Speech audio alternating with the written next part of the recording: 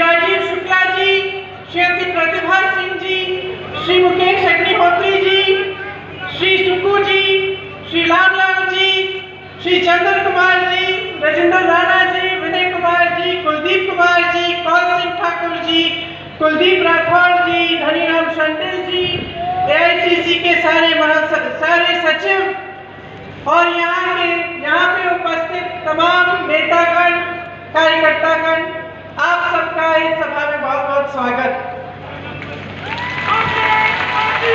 यहाँ आने से पहले मैं माता शूलिनी के मंदिर में गई, इसीलिए इस सभा को सबसे पहले हम शूलिनी माता की जय बोल के शुरू करते हैं।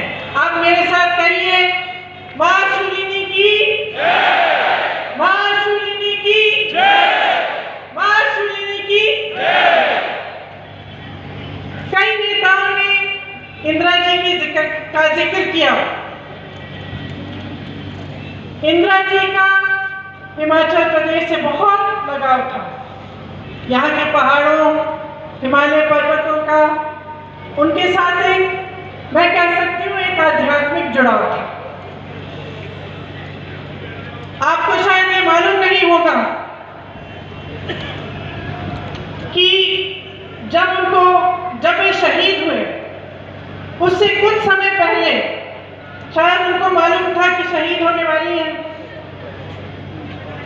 कुछ समय पहले उन्होंने अपने परिवार के सदस्यों को एक पत्र में ये लिखकर कहा कि मेरी अस्थियां सिर्फ संगम में नहीं विसर्जित करना, वहां जरूर करिए, लेकिन कुछ अस्थियां हिमालय के पर्वतों पर भी बिखेर देना। और उनकी शहीद होने के बाद मेरे पिताजी ने ये उनकी इच्छा पूरी की।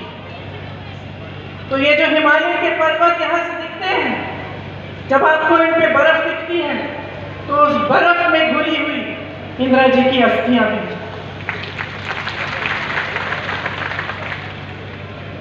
मैंने जब यहाँ घर बनाया शिमला के पास मशोबरा में, तो इसीलिए बनाया क्योंकि इंदिरा जी की एक छोटी सी निजी ख्वाहिश थी।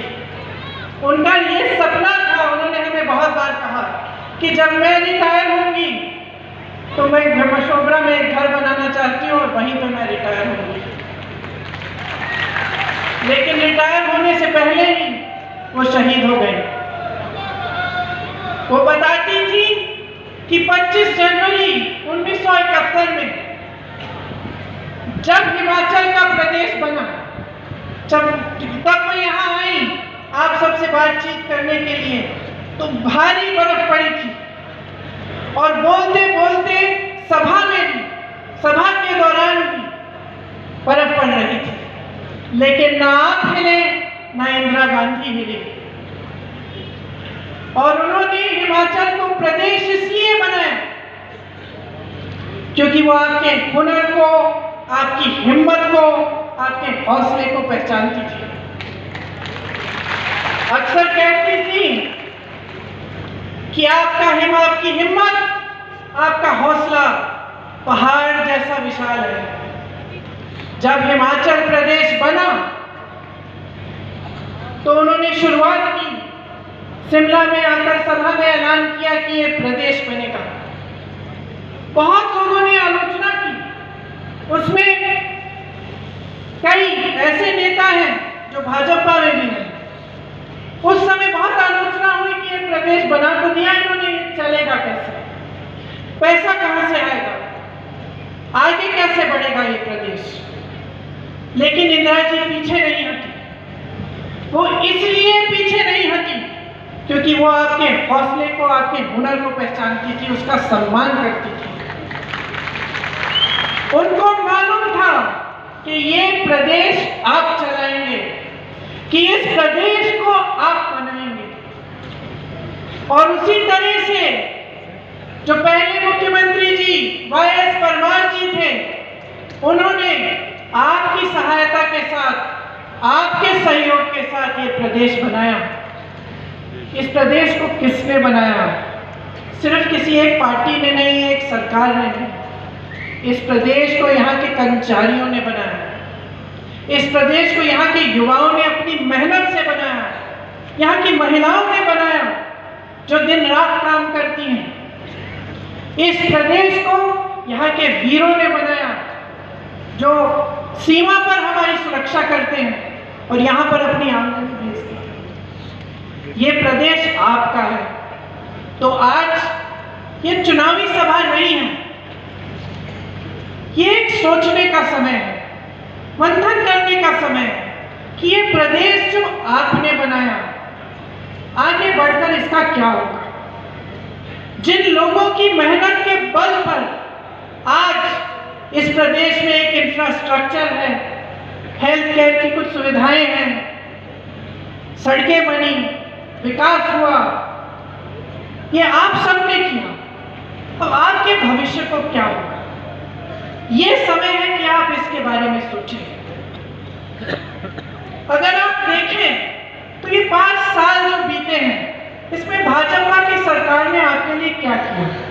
और मैं ये इसलिए नहीं कह रही हूँ कि ये चुनाव है तो आलोचना करनी ही है, कि ये चुनाव है, हम इस तरफ है वो उस तरफ है तो हाँ उनकी बुराई करनी है। नहीं, मैं वास्तविकता आपको बताना चाहती हूँ। कर्मचारियों को लीजिए, आपके प्रदेश में तकरीबन 2 लाख कर्मचारी हैं।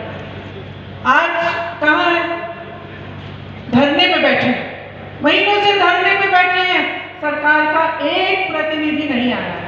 और धरने पे क्यों बैठे हैं मैंने पूछा, अभी यहाँ आने से पहले मैं रुकी थी, उनसे बातचीत हुई, क्योंकि उनको पेंशन नहीं मिल रहा है। ये पेंशन किसने हटवाया? भाजपा की केंद्र सरकार ने हटवाया। जब पेंशन को, पुरानी पेंशन को देने की बात होती है तो क्या जवाब मिलता है इनसे? कहते हैं पैसा ही नहीं है। आप सब ये कहते हैं इकोनॉमी खराब हो जाएगी, पैसा नहीं है हमारे पास। अच्छा, आपके पास कर्मचारियों की पेंशन के लिए पैसा नहीं है, लेकिन बड़े बड़े उद्योगपति मित्र जो हैं आपके, उनके लोन आप माफ कर देते हैं, उनको तमाम पीएसयू पकड़ा देते हैं, उनको कोल्ड स्टोरेज दिलवा देते हैं। सेब के दाम, फसल के दाम वो तय करेंगे, और जो मेहनत कर रहा है कर्मचारी, उसके लिए आपके पास न समय है और ना आपके पास पैसा है, और आप अपने मुंह से कहते हैं। तो मैं पूछना चाहती हूं कि इस प्रदेश के भविष्य का क्या होगा अगर एक ऐसी सरकार चलेगी जो कर्मचारी को नहीं मानती, उसका सम्मान नहीं करती, लेकिन सिर्फ अपने बड़े बड़े उद्योगपति मित्रों का सम्मान करती है। चलिए, कर्मचारियों की बात हुई, अब युवाओं की बात करते हैं। युवाओं की क्या हालात है यहाँ? 63,000 से ज्यादा सरकारी नौकरियां खाली पड़ी हुई हैं, पद खाली हैं, 5 सालों से खाली हैं, भरे नहीं जा रहे हैं। नौजवान बेरोजगार हैं, यहाँ पे बहुत सारे पढ़े लिखे नौजवान हैं। मैं जिससे मिलती हूँ, BA पास, MA पास, नौकरी है, रोजगार है, नहीं है जी, यही जवाब मिलता है। तो जो अपने भविष्य के लिए एक नौजवान ये उम्मीद नहीं रख सकता, जो मेरी नौजवान बहनें पढ़ती हैं, लिखती हैं, आप सब उनकी परवरिश करते हैं, मेहनत से पढ़ाते हैं, लिखाते हैं, लेकिन वे उम्मीद ही नहीं कर सकते कि उनको नौकरी मिलेगी, तो कैसी सरकार है? न महिलाओं के लिए कुछ है, न युवाओं के लिए है, न कर्मचारियों के लिए है। बागबानों को देखिए, आज जैसे मैंने कहा, फसल के दाम, सेब के दाम, आप यहाँ पे टमाटर उगाते हैं, मशरूम उगाते हैं, इस सब के दाम बड़े बड़े उद्योगपति तय करेंगे। आपको अपने फसल का दाम नहीं मिलना चाहिए। इसी तरह से छोटे व्यापारियों को देखिए, छोटे व्यापारी से पूछिए क्या आपकी तरक्की हुई है 5 सालों में? सब सदिलाएंगे तरक्की नहीं हुई। तरक्की इसलिए नहीं हुई क्योंकि GST लागू हुआ,